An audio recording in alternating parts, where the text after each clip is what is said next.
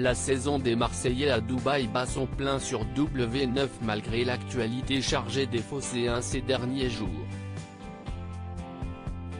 En effet, pour rappel, Carla Mauro est actuellement accusée par ses compères d'avoir voulu user de sorcellerie pour leur nuire. Mais dans le programme, pas d'étranges voyantes ou de sortilèges. Tous les regards sont rivés sur Paga puisque celui-ci, en couple à l'extérieur de l'aventure avec Luna Sky, fait les yeux doux à la charmante Lena.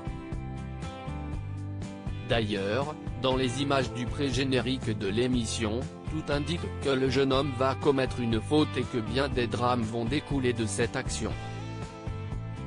À l'occasion du lancement des Marseillais à Dubaï, Téléstar s'est entretenu avec le DJ et a voulu en savoir plus quant à sa vie sentimentale riche et compliquée. Ayant multiplié les conquêtes au fil des saisons de la télé-réalité, se définit-il plutôt comme un séducteur ou comme un cœur d'artichaut? Sa réponse est sans équivoque: je me considère vraiment comme un séducteur. Depuis tout petit, j'ai toujours été comme ça. Célibataire, j'adore draguer et j'ai souvent été célibataire durant les aventures, à part 3 ans et demi quand j'étais en couple avec Adixia.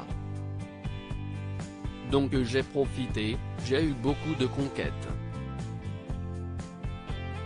Je suis aussi dans la fleur de l'âge, ce sont de bons moments.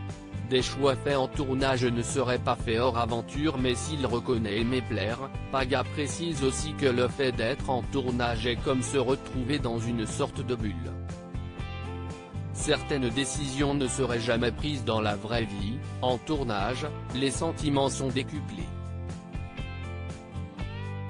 Des choix qui sont faits ne seraient pas faits hors aventure.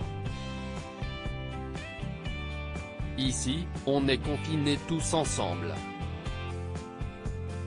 On va passer 24 heures sur 24 avec une personne, on crée des liens beaucoup plus forts et qui se développent fois 100. Parfois, on peut dire à quelqu'un je t'aime et quand on sort, on se rend compte qu'on ne l'aimait pas en reprenant nos vies et nos habitudes.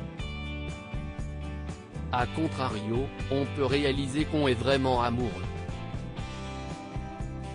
On ne peut pas savoir tant qu'on n'est pas sorti de l'aventure.